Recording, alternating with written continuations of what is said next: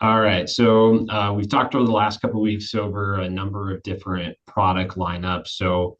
Something we're going to be doing here over the next few weeks is we all want to kind of take some turns role playing and presenting, giving a presentation of how you would deliver a certain product to a client. So we're going to be starting with the nationwide VUL. For today's call, we're going to have Joe Kizer walk through an illustration of a VUL. And so my goal and how I teed this up with Joe is I want him to walk through what it would look like for him to present. And then once we're kind of done here, I'd love for us to maybe give some feedback and the choose your feedback wisely, how you word it, because you might be going next. So make sure to not poke too hard, but give constructive feedback. Joe has a potential VUL client. So he actually made a VUL. And so he's going to be walking through that. And if I'm not mistaken, he's going to have me act as though I am the client. So I might be kind of playing in here. So without further ado, Joe, go ahead and take it over and we will tune in. Yeah, thanks, Alex. So I was voluntold about this a couple of days ago, which is good. Candidly speaking, like it might sound crazy, but in 7 years of being around here, I've actually never done this on my own. So take that for what it's worth. Alex done a great job sitting in here and explaining some of these things to me, and I got to give him a ton of credit because the way that he has the way that he's explained this and his ability to walk through an illustration was super impressive. So I appreciate your time you spent with me, man, and I'm gonna do my best to see what we can do here. So I'm gonna share my screen. So this is a gentleman, just to kind of give you guys a little bit of a backstory. 28 years old, him and his wife, or not wife, should be wife, but probably never will be. Who knows? They just bought a house. So they're the typical, I guess, young American couple right now. They have two children, other than the married, not married part. They're not married. Just ripped off a $450,000 house. He makes about 110 right now. She makes about 75, 80 as an RN. He works at Dana here in town. She has a small life policy through Northwestern that we've tried to 1035 into something else, but she got declined a couple of years ago, so that's on the revisit path. And he's got a whole like 50 grand through his work. So obviously we uncovered the need. So the way this is going to go is I'm gonna kind of talk to Alec as though he is Kale, um, and just kind of go from there and do the best that I can do. So, all right, Kale. Well, hey, thanks for getting back together with me. Per our previous conversations, we uncovered that there was an insurance need here for you and your family. And so what I've done is I put together this illustration with a company called Nationwide. You've probably heard of Nationwide before on the Mhm. TV or whatnot, the old Peyton Manning commercials. But there's a few reasons why I chose this product, and I'll kind of get to those here as we kind of move through this illustration as we walk through this. But um, what I want to show you is something called a VUL. And what does a VUL mean? Well, that stands for Variable Universal Life. And the reason why I chose this product is, like I said, a couple of reasons. One is you're young, okay? 28, 29 years old. It shows 29 here on the illustration because that's the next birthday that you're going to get to. But two, we've identified that you have a fairly aggressive risk tolerance and that you understand that time is on our side. So there's a few different kinds of permanent insurance out there. They're not all the same. Again, this is why I chose this variable lineup. And so what this does, as opposed to some other types of permanent insurance, is you kind of have your insurance side of things, your bucket of money that covers the actual death benefit that we show as $500,000 here. And then you have a separate bucket that illustrates funds going into an investment account within the policy that we build, for each of our clients. So we're going to start with this $500,000 death benefit.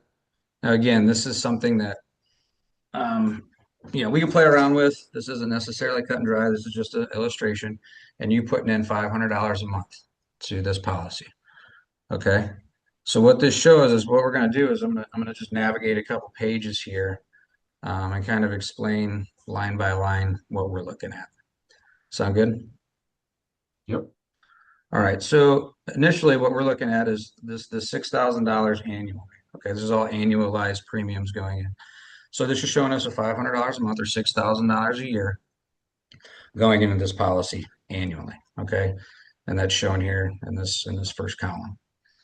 Over here, I'm going to drop this down a little bit. Over here, we have our cash value that goes along with this policy, and you'll see initially why this is lower than the premium you put in is because in the first few years of this policy, we're trying to purposely overfund this to build up the cash value. So you don't really see that taken into account until about year 11 here, where you can see that your cash value is a little higher than the total amount of premium you've put in. But if you take the cash value here and you add it to the $500,000 initial death benefit, that's where this net death benefit number comes from. Okay, is that easy to follow along thus far? Yeah. So as we kind of just, I don't want to jump around too much, but as we move kind of down through this policy, we look at year 53, okay, the year 25 of the policy, you're 53 years old. You've put in $150,000 of your own money, okay? You have a cash value of 330,365, a total net death benefit of 830,365. So again, that's the cash value that you've accumulated within the policy of money available to you at any time, plus the initial death benefit. Okay. Make sense? Yeah. I know I don't want to move around too much and I'm scrolling a lot. And Alec and I actually talked about not doing that so much. But I want to get down here to this kind of final page here on what this illustration kind of looks like. And so this shows us putting in, excuse me, 222,000 over the up until your age 65. And I just stopped it at 65 because that's kind of the golden standard number, I guess, if you will, for retirement purposes. So that's just saying that you're going to call it quits at age 65. Obviously, that might be sooner, that might be later, but again, this is just a hypothetical way to talk through this right now. So you've put in $222,000 of your own money, okay? And then you'll see these zeros kind of take a hold here because we're done putting in premium. We have $903,000 in the cash value and a total death benefit of just over 1.4 million. And I want to point something out as to over the course of time, you see this net death benefit going up, right? Well, that's going up because the cash value in this policy, like we talked about earlier, the cash value plus the $500,000 death benefit equals this 1.27 million basically. But you see it level off right here. And the reason we did that is because with purposely overfunding this policy for as long as we have, we get to a point where we don't need to pay for as much insurance internally. Okay, and that was the whole point in funding this thing the way that it's set up to. So this levels out when we stop paying premiums because if it continued to increase, that would only make sense if we were still putting in premiums. But we're not doing that, so we level out the death benefit. And then we just kind of let this thing cook for a few years. Per this illustration, this shows you not doing anything with this policy then until you're 75. You following along so far? I am. Yeah. Okay. So at 75, so what this is you've built up this cash value in here, this 1.76 million, and you have the net death benefit of 1.921. Now you might ask yourself, well, how come that's only, a difference of 260 grand now? Well, again, that's because the cash value that has built up internally within the investment side of this policy has shrunken the amount that we actually have to pay to keep this life insurance effect. And the IRS, we still have to pay for some life insurance within this policy to keep it a life insurance policy, but the amount we have to pay for is compressed due to the growth that we've had in the account. Okay. Mm-hmm. So this just illustrates then we start to take an income stream. Whether you want to do this or not, like you don't necessarily have to. You might be at a point up here at 60, 65 years old where you want to take a lump sum out for something. And, those are all things that's one of the beauties of a policy like this is the flexibility that comes with it. But this just shows taking a $60,000 completely tax-free income stream then in retirement from this to kind of um, go alongside with, whatever distributions you have to, or withdrawals you have to take from your 401k or, any when the RMDs kick in. Right now it's 73. It'll probably be older by the time you get there. But if you start to pull from those accounts, after 59 and a half, that's like you said, you're 65, you start to take some withdrawals from your 401k and you're spending that down right before you get to this R&D age. And again, this is where the relationship comes in. We kind of monitor these things as time goes by. But just back to this illustration, you're pulling 60 grand a year. So this initial 222, that's the money that you've put into this. Those are your own premium dollars that you put in over the course of time, kind of shown over here up until you're age 65. So all you're doing is pulling that back out. That's your own money. There's no tax event for that. It's there. You get a check for 60 grand annually. Okay. Then we come over here to age 78. You'll see this $18,000. That's the 42 left of your money, plus a loan that then you're taking from the cash value of the policy, just 2.1 million. So you hear the word loan, and maybe you're thinking, well, I don't want to take loans from it, right? I don't want to pay anything back. That it's a loan per the verbiage within the policy, but it's not an actual loan like you and I are accustomed to. This is a total tax-free withdrawal. The reason it's listed as a loan is because it's a loan against the entire policy. And what that basically means is as you see it kind of grow over the course of time here. So let's just take a look at age 83. You've taken $318,000 out of this policy. And the difference, I guess it's the 344,000 out of this policy. The difference between this number and this number here is the cash surrender value. So once we start to take an income stream, this is kind of where we want to look at this cash surrender value. Okay, because what this means is at 83 years old, if you were to call me and say, "Hey Joe, this thing's done really great. I love this 2.6 million. I just don't want to do this anymore." You would get a check for that amount of money. Now, the reason nobody does that is because then that number one, it takes away the death benefit aspect. And number two, if you take it out of this insurance policy, then you have to worry about taxes on the other side of it, right? So right now, all of this money is completely 100% tax free. Does that make sense? Yeah. Yeah. Any questions about anything? What does this cost me? Good question. So one of the other reasons that we love to use Nationwide is because they're very transparent in the fees that are associated with this product. Okay.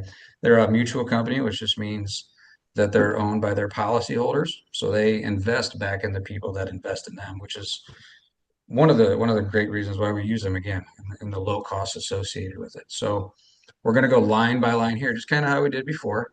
And we'll explain what each of these mean. So over here shows your premium dollars, the same 6,000 that we showed previously. This percent of premium charge is in effect for the life of the policy.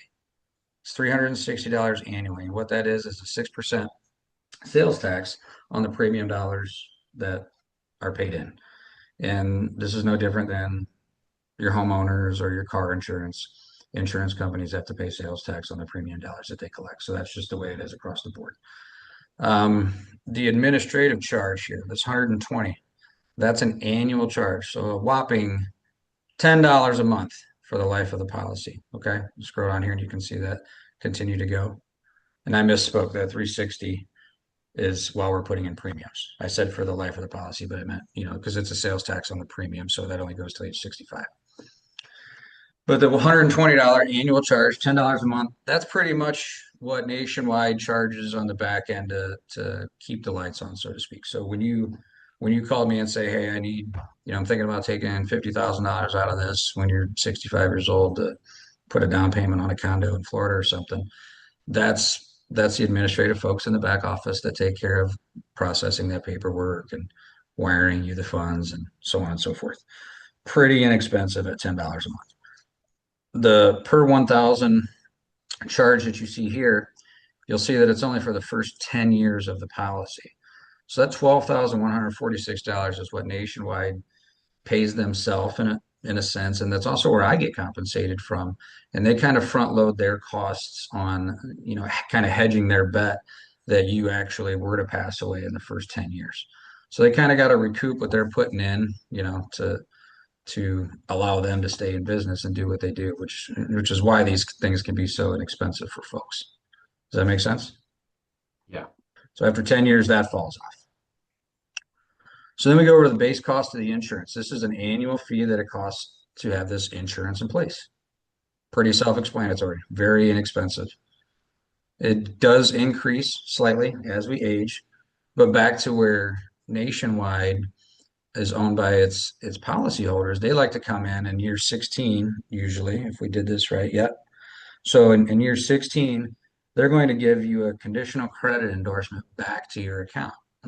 Now it says conditional because they have the ability to take it away if they want, but I've yet to see that happen.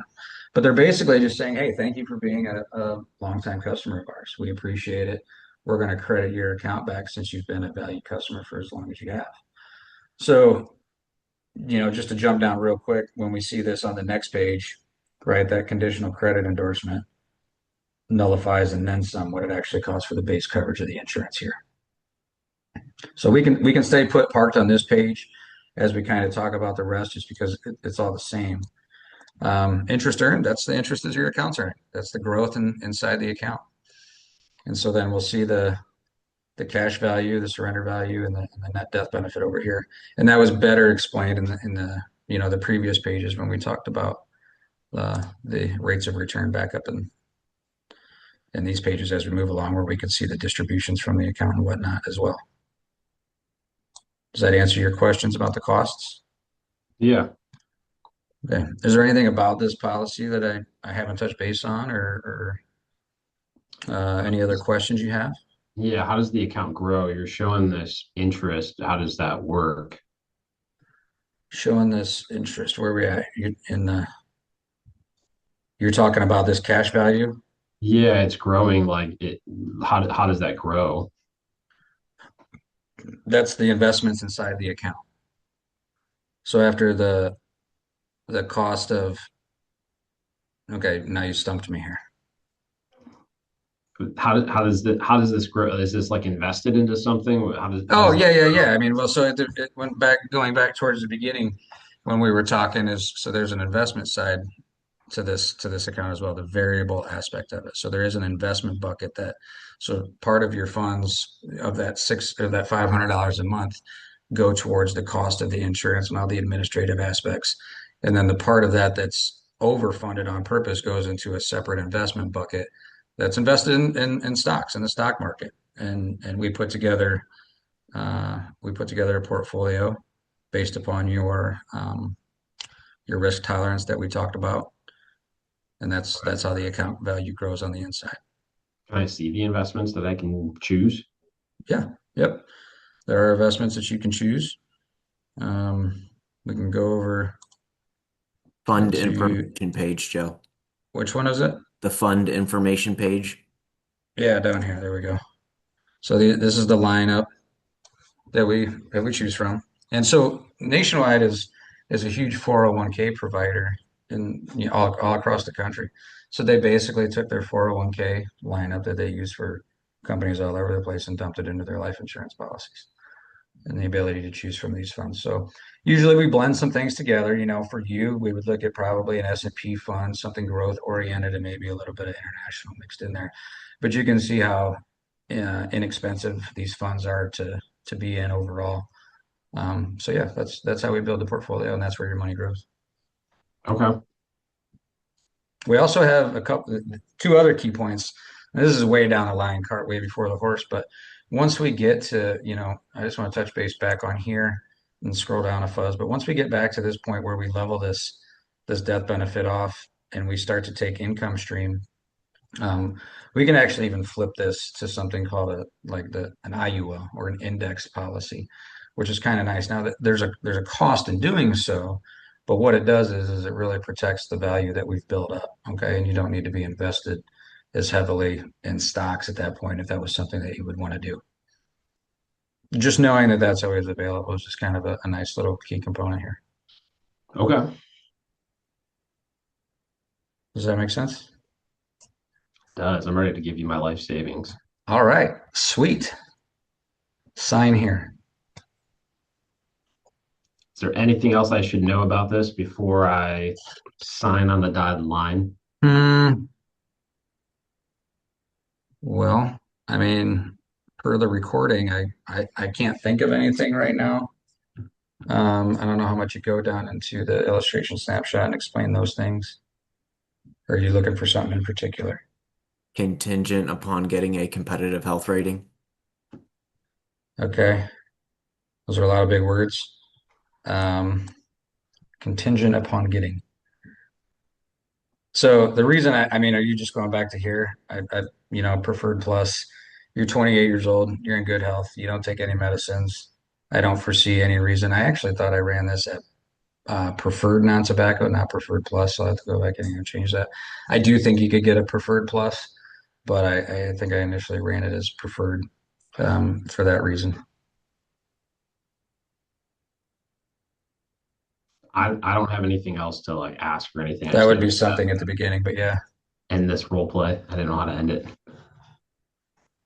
Well, I'm ready for you guys to tear it apart now. So my biggest curiosity is just what do you know about the prospect's openness level to hearing about this in the first place? Has there been some vetting and some questions to Yeah, permit? they came in to talk about some other accounts that his girlfriend has with me within the purchase of their home. Hmm. And so we uncovered the need there. And as they went through the closing process of their home, the goal is to, get them back in here in a couple weeks' time to have this discussion. Okay. So he is expecting to hear something about Yes. permanent coverage when he comes back in. Yes. Okay. So outside of that, my two main takeaways. So I mean, I think you did really good for, confessing that you're not normally doing the majority of presenting for, for a VUL. I thought that was done pretty well. I thought you dove right into this description uh, rather quickly, meaning I would have gotten a few questions out on the table in the beginning, even with the understanding that he's coming in to look at a permanent insurance product. Um, just to kind of grease the skids, things like you guys just bought this home. I'm guessing you did that for a particular reason. Did why did you choose ownership over renting, right? Something to connect it to what they already know in just their world. I always make that immediate connection that permanent life insurance is like owning a home. So I want them to say that though from the get-go, just so that there's a base understanding that, and I continuously refer back to that. I talk about the PUC charge as like a PMI on a mortgage. Cash value is like the equity on your home. There's just so many parallels that you can jump back and forth with there. So that was just kind of my first observation is diving kind of quickly into your presentation, wanting to describe the product. And then that was the other thing. You used the word product a couple times. I think just the subtle change of changing that to strategy or solution tells the client, hey, he is here to present me an option, not sell me something.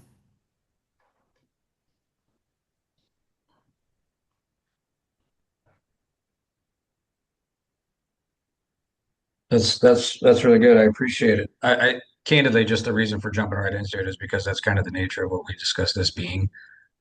So Role Yeah, play is a little tricky situationally, I think. yeah, but I really appreciate that. Yeah, I like asking those questions to kind of get them.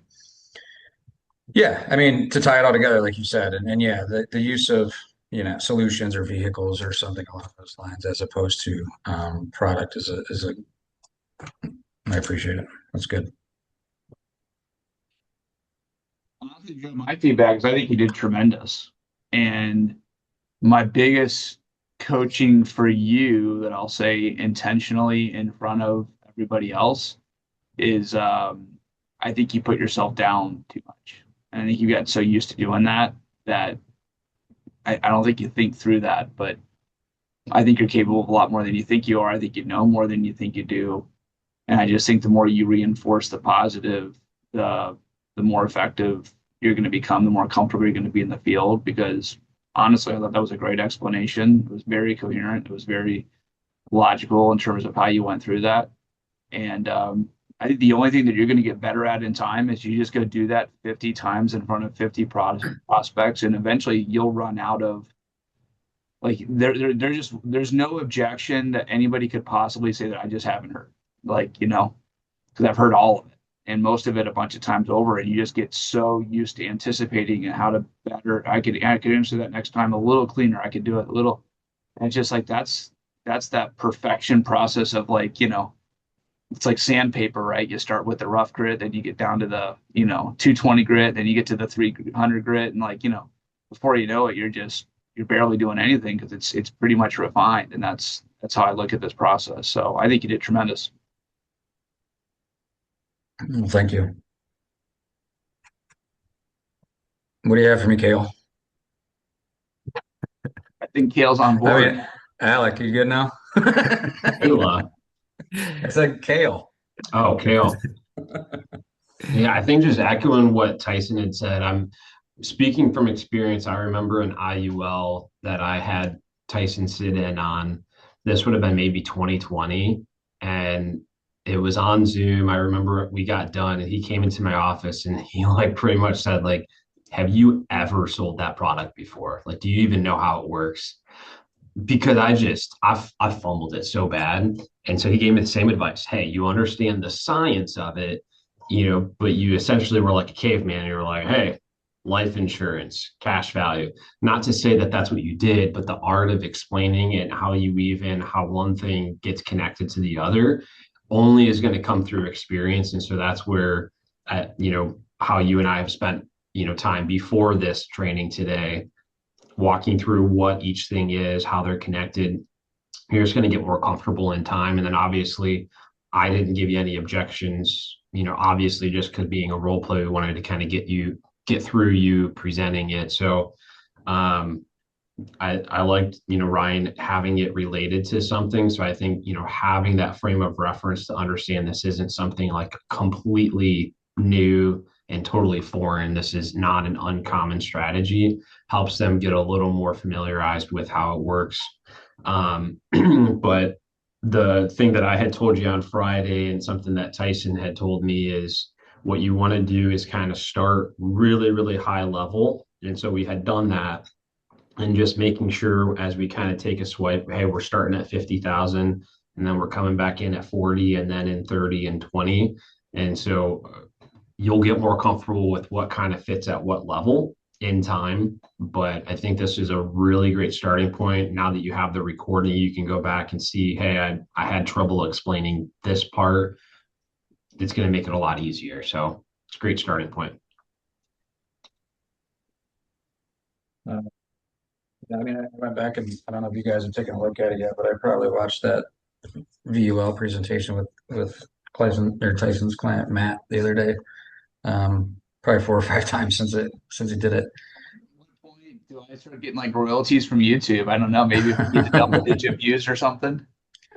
But that was the biggest thing for me is I believe, Alex, right? Like there's still some scientific aspects that, it need to refine, but the delivery and the ability to just subtly answer questions without going down like this huge rabbit hole and a bunch of uhs. And I mean, yeah, That's obviously only going to come with doing it more. So well said. There's a fine art to explaining something with no less and no more information than necessary.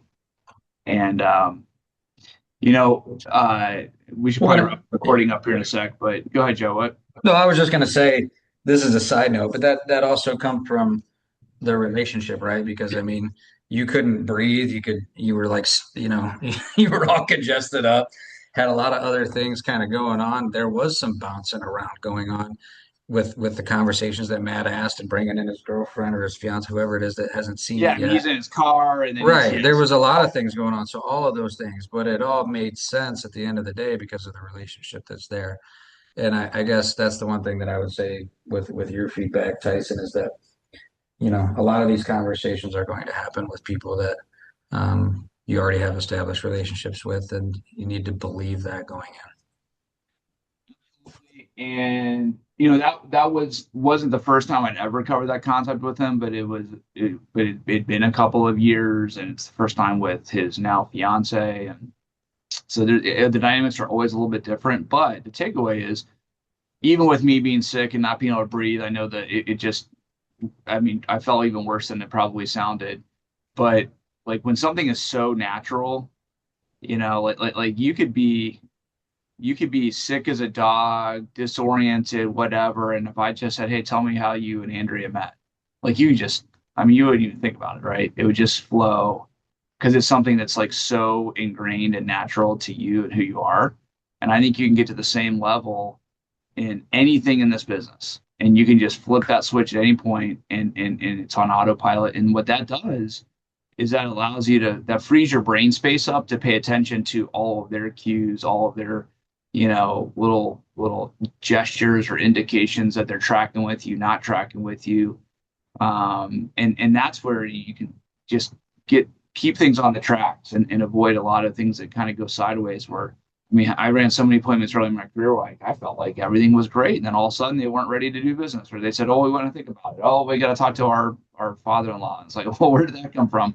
Because I was missing all the cues because I was so focused on my presentation.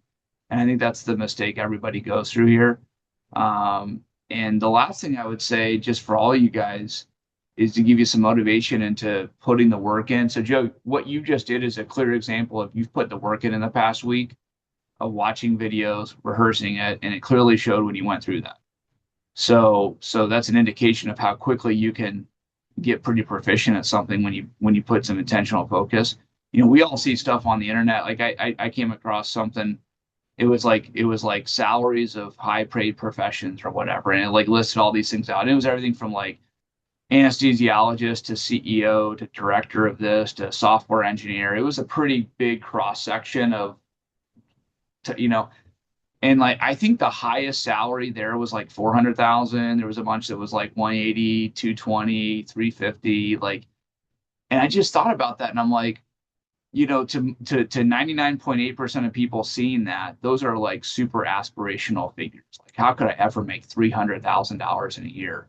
And I think about our company and I think about like I mean, that's just like nothing in our company. I mean, we got dozens and dozens and dozens and dozens of people making seven figures, and I mean, hundreds and hundreds of people over 500,000. And it's like you think about what you can do in this business, and then more specifically on our platform, when you get really good at a couple of skills, and then you work a system where you're repeating the use of those skills on a consistent enough basis in front of prospects and my goodness, you just can't do anything else out there. And so I compare to like what would it take for me to go be a software engineer? I mean, I can't even imagine. I don't have the intellect for it. B, like, I mean, you're talking 10 years of schooling and all. I mean, it's like crazy.